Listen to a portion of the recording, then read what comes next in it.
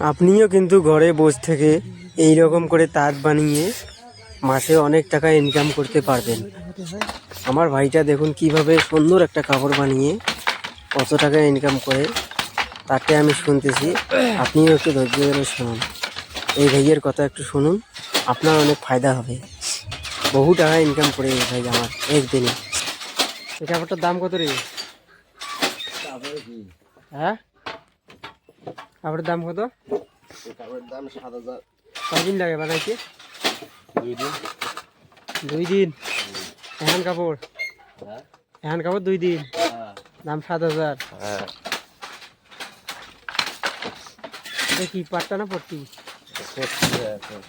এটা পট্টি হয়ে আছে বলে।